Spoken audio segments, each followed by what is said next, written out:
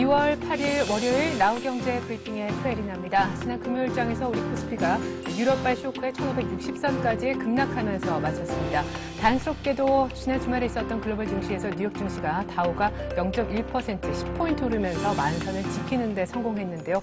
그럼에도 불구하고 오늘 우리 코스피는 또다시 약세로 출발하는 조금 안타까운 모습을 보여줬습니다. 1565포인트로 2포인트 하락하면서 출발했고 다행스럽게도 코스닥은 5포인트 정도 오르면서 500선을 회복하면서 출발했는데요.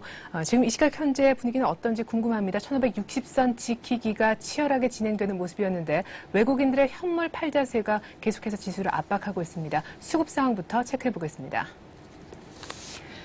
네, 현재 코스피가 4포인트 이상 하락하면서 1562포인트, 역시나 하락세를 면치 못하고 있습니다. 네, 코스닥은 500선을 회복하면서 출발했지만 점점 상승폭을 줄이면서 결국 498포인트로 500선을 다시금 내주고 말았는데요. 아직까지 코스닥이 하락 반전을 하지 않은 상태라 그나마 좀 다행이라고 할 수 있겠습니다.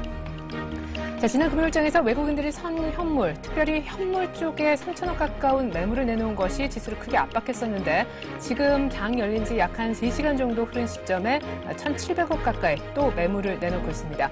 다행스럽게도 오전에는 현 선물을 모두 매도했지만 지금 이 시각에는 선물을 외국인들이 1,500계약 정도 다시금 사주는 것이 긍정적이라는 생각이 드는데 말이죠. 개인만이 거래소와 코스닥을 모두 사고 있는 그런 모습 속에 프로그램은 차익, 비차익 모두 지금 매도 우위를 보여주면서 전반적으로는 2천억 가까이 매물이 나오고 있는 상황입니다. 자, 그렇다면 지금 업종별 분위기는 어떤지 또 봐야 되겠죠? 자, 통신업종의 매수세가 가장 좀 강하게 들어온다라고 볼 수가 있겠습니다. KT가 무려 3% 이상이나 급등하고 있고요. SK텔레콤도 2% 이상 이런 장에서도 오히려 상승하고 있습니다. 경기 방어주 측면도 있지만 투자를 확대한다라는 얘기도 있고요. 역시나 제약산업에 대한 정부의 R&D 지원이 의약품을 또 끌어올리고 있네요. 가격 제한폭 가까이 간 종목도 있고 4 내지 5%대 급등하는 종목도 눈에 띄고 있습니다. 자, 운수장비 업종도 오늘 나쁘지 않은 것 같은데요. 중공업 쪽 역시나 조선주가 많이 낙폭이 있었던 데 따른 반발 매수세가 들어오고 있고요. 현대모비스가 또 현대차나 기아차만큼 못 갔기 때문에 오늘 2% 정도 상승해주고 있고 현대차도 플러스 쪽으로 방향을 잡았습니다. 자, 금융 섹터가 전반적으로 좋지 않지만 보험업종의 일부 코리안리 등은 3%나 급등하고 있는데 말이죠. 자, 반대로 분위기가 안 좋은 업종은 은행 그리고 금융 쪽이라고 할 수 있겠습니다. 건설도 여전히 마이너스 쪽에서 머물고 있고요. 그나마 GS건설 정도만 약간의 매수세를 받고 있을 뿐입니다. 철강금속도 오늘 여전히 약세를 면치 못하고 있습니다. 포스코가 1.5%나 떨어지고 있군요. 자, 시가총액 상위 종목군들 포스코는 1.5% 떨어진다 말씀드렸고 삼성전자도 지금 지난 금요일 종가 대비 5,000원이나 더 추가 하락한 상태입니다. 현대차는 매수세 받고 있고 현대중공업도 상승, LG전자가 플러스 1.3%, 모비스도 플러스 1.7% 나쁘지 않은 가운데 신한지주와 KB금융이 2% 이상 밀리기도 하고 있습니다. LG화학이 2% 가까운 상승, LG디스플레이가 하이닉스 그리고 KT와 더불어서 3% 급등하고 있습니다. 우리금융이 그러나 3% 낙폭, 오늘 금융주가 약세를 면치 못한다라고 말씀드려야겠는데요. 전반적으로 유럽발 악재도 있지만 금융 리스크까지 있기 때문에 금융주에는 상승할 수 있는 재료가 전혀 없는 날이라고 볼 수 있겠습니다. 신세계 SK에너지가 1% 이상 밀리고 있고요. NHN이 오래간만에 17만 원을 넘기면서 2% 급등하고 있습니다. 그러나 역시 외환은행 기업은행이 3, 4% 급락하고 있고요. 현대제철도 1% 이상 밀리고 있습니다. 자, 코스닥도 분위기 보죠. 자, 셀트리온이 실적 한번 좋게 낸 이후에 정부의 제약산업에 대한 R&D까지 지금 수혜를 등에 업고 계속해서 상승하면서 서울반도체 시총 1위 자리까지 탈환을 넘보게 됐는데 말이죠. 지금 이 시각에도 서울반도체와 함께 강보합의 상승세를 유지하고 있습니다. SK브로드밴드도 코스피 쪽 통신주와 더불어서 잘 가고 있고요. 태웅도 0.8% 정도 매수세를 받고 있습니다. 그러나 메가스타디 3% 매물, 삼광밴드도 3% 매물이 나오고 있고 포스데이터도 마이너스 2.7% 제법 낙폭이 있습니다. 자, 태웅과 더불어서 동국 SNC의 주가 흐름이 괜찮네요. 플러스 2.8%. 차바이오엔디오스텍도 역시 셀트리온과 함께 제약주 정도로 섹터가 함께 올라간다고 볼 수 있겠습니다. 그러나 두성엔지니어링은 약보합에 지금 좀 강하지 못한 모습이고요. 후미팜은 1.4% 하락, KDC가 4% 가까운 급등을 멜파스와 더불어서 하고 있습니다. 자, 평사는 그러나 1.3% 정도 하락으로 조선 기자재주, 풍력 관련주 내에서도 온도차가 느껴진다 하겠습니다. 네, 현재 코스피가 여전히 4포인트 하락, 코스피는 그러나 1포인트 상승하고 있긴 한데 그 상승폭조차 불안합니다. 보다 자세한 이 시각 현재 주식시장 분석 전문가 연결해서 들어보기로 하죠. 동해종금증권의 원상필 연구원 만나보겠습니다. 안녕하세요. 네, 안녕하십니까? 네, 반등에 나서다가 다시금 급락했습니다. 오늘도 지금 추가 하락을 전망하고 있는 쪽의 의견도 만만치가 않은데 반등할 것이다. 이 정도 1550포인트 정도면 싸다라는 의견도 있지만 추가 하락 얘기도 나오고 있는 것 같습니다. 일단 어느 쪽의 의견이 더 맞다라고 보시는지 의견 궁금하고요. 만약에 긍정적이시라면 1600포인트는 언제쯤 가능할는지도 함께 좀 여쭤보죠. 네, 일단 코스피 지수가 1550선 부근에서 단기 지지선을 모색하고 있습니다. 전체적으로 예상하지 못했던 악재들이 일시에 도출되면서 시장이 급한 하락세를 기록하고 있는데요. 하지만 지금 시장에서 가장 크게 문제가 되고 있는 그리스 같은 경우에는 국내 금융회사들의 그리스 노출액이 전체의 0.7%에 불과하고요. 포르투갈과 이탈리아 그리고 그리스 등을 전체를 포함하더라도 약 1% 수준에 불과하다는 측면에서 사실상 심리적인 악재이지 국내 금융사들의 직접적인 영향력은 미미할 것으로 보고 있습니다. 더불어 이러한 그 유럽발 악재가 미국이나 또는 일본 등 선진국 증시로 확산될 가능성도 약하다는 측면에서 일단 이번 주는 이러한 악재들에 따른 투자 심리 위축 과정이 주가에 선반영되고 다시금 안정을 찾는 과정들이 나타날 것으로 보고 있고요. 특히 코스피 지수 기준으로 1550포인트 부근에는 200일 이동 평균선이라고 하는 즉 최근 1년 내 평균적인 주가 수준까지 현재 지수가 하락해 있는 상황이기 때문에 현 가격대 수준에서는 시장이 반등할 수 있을 것으로 보고 있습니다. 네, 자 그렇다면은 반등을 한 다음에 1600까지 가는 데는 얼마만큼 시간이 걸리겠습니까? 네, 일단 지금 밸류에이션 측면에서 봤을 때 주식이 워낙 싼 값에 거래되고 있기 때문에 반등은 강하게 진행될 수 있을 것으로 보고 있습니다.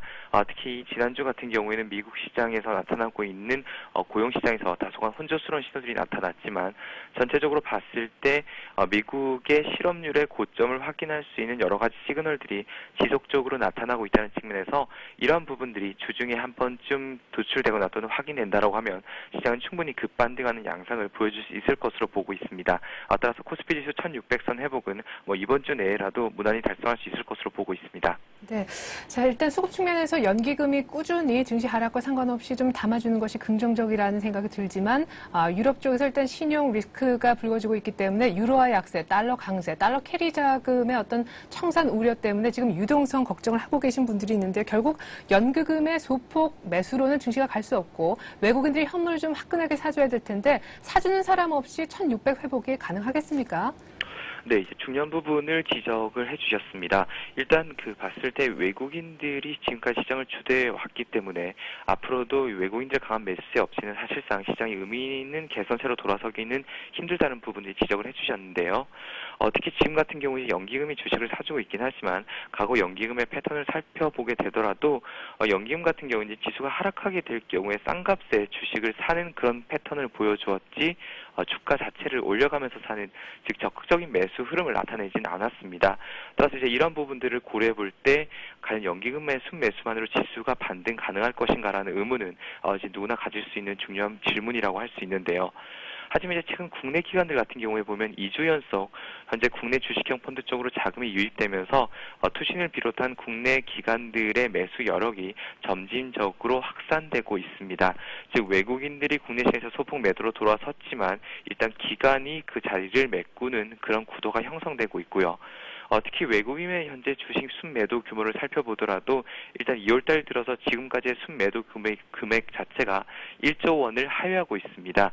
즉 1월달 들어서부터 순매수했고 그다음 1월 중반부터 매도로 돌아서고 있는데요. 전체적인 2010년도에 아직까지 누적 순매수는 여전히 플러스를 기록해주고 있습니다. 더불어 말씀하신 바와 같이 달러 강세가 현재 외국인들의 캐리 트레이드를 청산시킬 가능성이 높다는 우려도 제기되고 있는데요.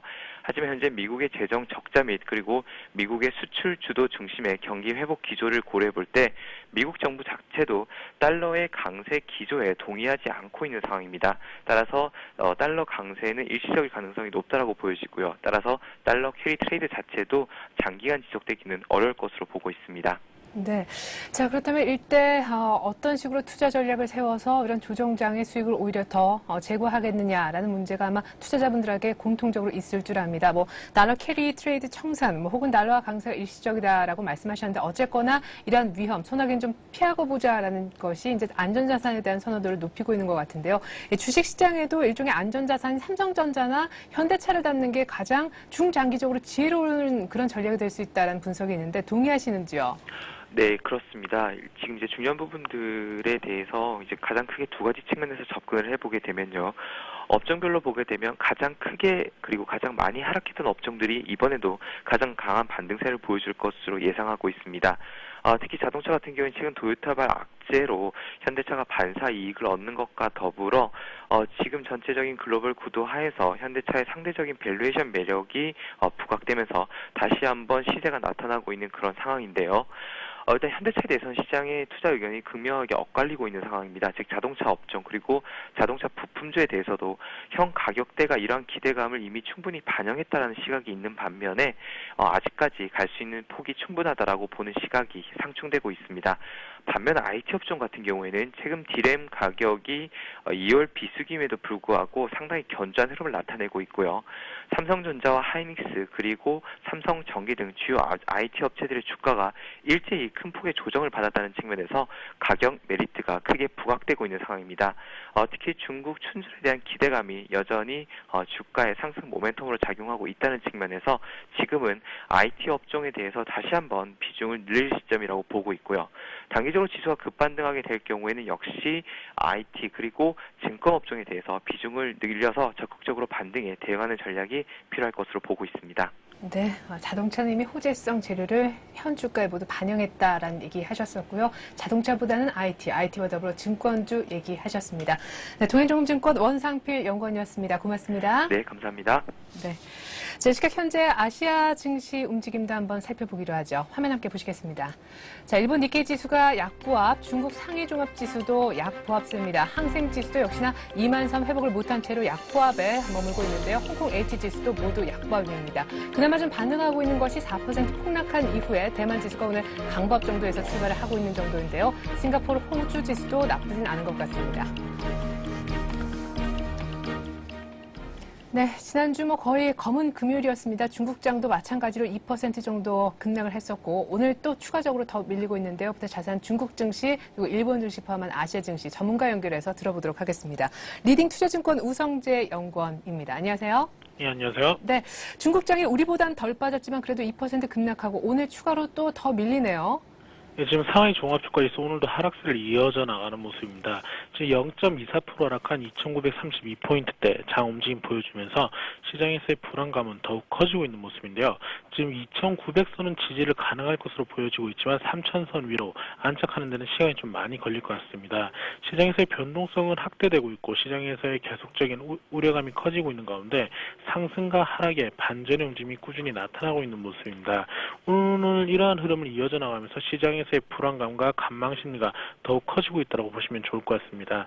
현재 개인 투자가들은 A 증시에 대해서 낙관적인 전망을 내놨었는데요.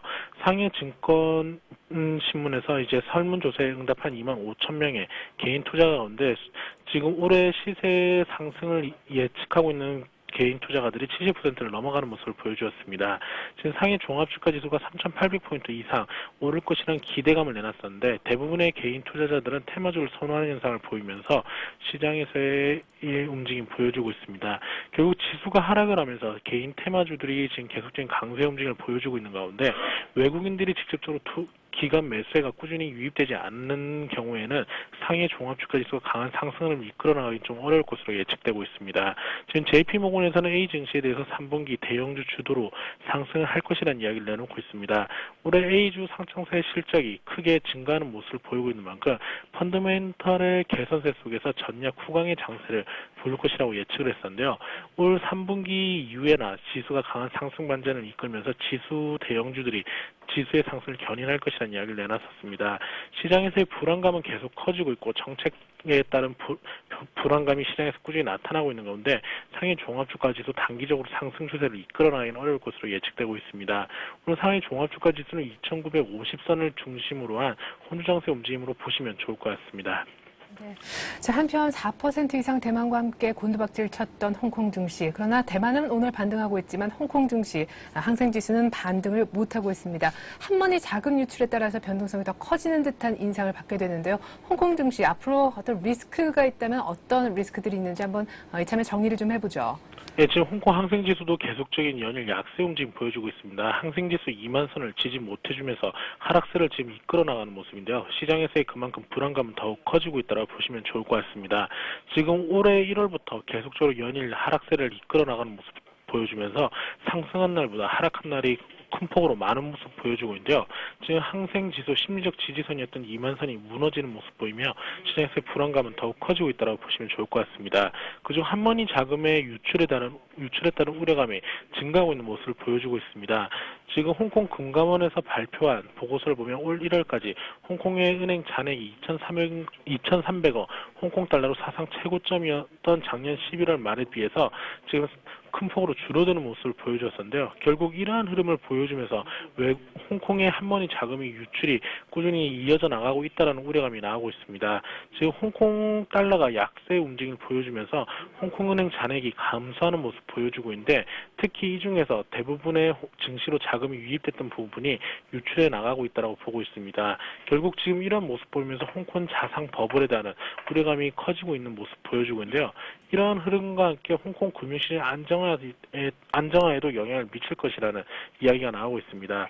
지금 홍콩 시장에서 자금 조달 규모가 총 3,400억 위안 중에서 이 중 70%인 2,600억 홍콩 달러가 홍콩 시장으로 유입된 것으로 보여지고 있는 가운데 지금 이러한 자금의 유출이 나타나는 모습 보이면서 시장에서의 불안감은 더욱 커지고 있는 모습입니다. 이러한 흐름을 계속 이어져 나갈지 여부가 좀 중요할 것으로 보여지고 있는데요. 제 한머니 자금의 유출이 진정세가 이루어지지 않을 경우 19,000선 또한 무너질 확률이 높다는 의견이 좀 지배적인 모습 속에서 홍콩에서 이런 한머니 자금 유출이 어느 시점에 진정될지 여부를 확인하시는 게 중요할 것 같습니다. 네, 이미 만선이 붕괴된 홍콩 증시 앞으로 시장에 있을 리스크를 한번 알아봤고요. 이제 또 만선을 테스트하고 있는 일본 니케이 얘기도 좀 해야겠습니다. 일단은 오늘도 1% 급락하면서 장 출발했다 중간에 상승 반전을 하는 듯 싶더니 다시 꼬꾸라지거든요. 엔화 강세도 조금 도움이 안 되는 듯해요. 예, 일본 니케이 지수 또한 이제 10,000포인트 선의 압박을 받고 있는 모습입니다. 일본 니케이 지수 오전장 0.49% 하락한 17,000포인트대 장 마감했었는데요. 지금 시장에서의 계속적인 약세 움직임, 특히 아시아 증시를 중심으로 한 약세 움직임을 보여주면서 일본 니케이 지수 또한 계속적인 급락세를 나타내고 있습니다.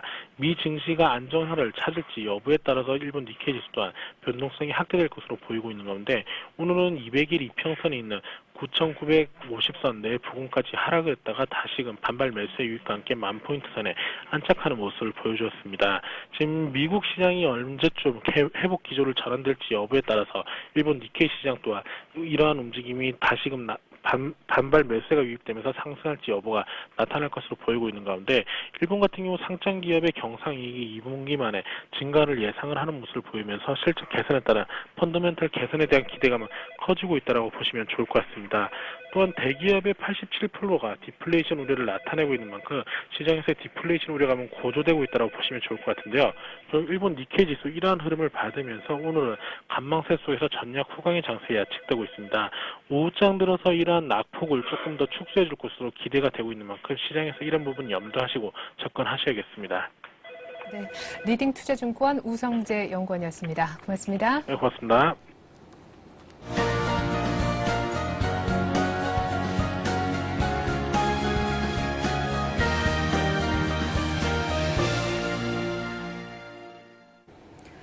시각 주요 뉴스입니다. 7월 이후부터 부동산 임대차 계약을 갱신할 경우 계약서 사본 제출이 의무화되고 이를 어길 경우 가산세가 부과됩니다. 이에 따라 임대업자들의 세금 탈루가 어려워질 전망입니다. 기획재정부는 이 같은 내용의 부가가치세법 시행령을 내일 국무회의를 거쳐 설 이전에 공포할 방침입니다. 종전에는 최초로 상가 임대차 계약을 하는 경우에만 임차인이 상가 임대차 계약서를 세무처에 제출했습니다.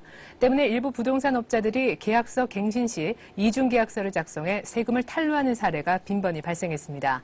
정부는 이 같은 폐해를 고려해 오는 7월부터는 임대차 계약을 갱신하는 경우에도 임대인이 부동산 임대 공급가액 명세서와 함께 임대차 계약서 사본을 제출하도록 했습니다. 개성 금강산 관광 재개를 위한 실무회담이 오늘 오전 개성 남북경협 협의사무소에서 열렸습니다. 회의에서 양측 수석 대표인 김남식 통일부 교류협력국장과 강용철 조선아시아태평양 평화위원회 참사는 기조 발언을 통해 개성과 금강산 관광 재개에 대한 입장을 밝혔습니다. 우리 측은 관광 재개에 앞서 고 박광자 씨 피격 사건 진상 규명과 재발 방지책 마련, 관광객 신변 안전 보장을 위한 제도적 장치 완비 등 3대 선결 과제가 해결돼야 한다는 입장을 밝힌 것으로 전해졌습니다. 채권은행들이 대주주의 사재 출연 거부로 난항에 빠진 금호아시아나그룹의 구조조정 계획을 다시 논의하기 위해 오늘 긴급 간담회를 개최합니다. 채권단은 금호그룹의 지주회사격인 금호석유화학에 대해 채권단 자율협약 추진을 철회하고 워크아웃으로 전환하는 방안도 검토할 것으로 알려졌습니다. 금호그룹 주채권은행인 산업은행은 오늘 오후 10여 개 은행들의 부행장들을 소집해 대주주의 사재 출연 거부에 따른 구조조정 계획의 수정 여부를 논의하고 오후 4시엔 기자회견을 갖기로 했습니다. 환해지 통화 옵션 상품인 키코를 두고 벌어진 기업과 은행 간 본안 소송에 대한 첫 판결이 오늘 나옵니다. 현재 중소기업 100여 곳이 유사 소송을 낸 상태라 그 결과가 더 주목됩니다. 서울중앙지법 민사합의 21부는 키코 상품의 위험성을 충분히 알리지 않고 판매 손해를 봤다며 수산중공업이 우리은행을 상대로 낸 손해배상 청구 소송에 대해 오늘 선고 공판을 연다고 밝혔습니다. 네, 시각 현재 코스피가 5포인트가량 하락해 1,562포인트, 코스닥은 그러나 0.6포인트 정도 아직까지 상승세를 유지해 497포인트를 가리키고 있습니다. 추가적인 하락이 계속해서 나오고 있는데요. 바닥을 좀 빨리 찾았으면 좋겠습니다. 전 내일 다시 오겠습니다. 나우경제 브리핑이었습니다. 고맙습니다.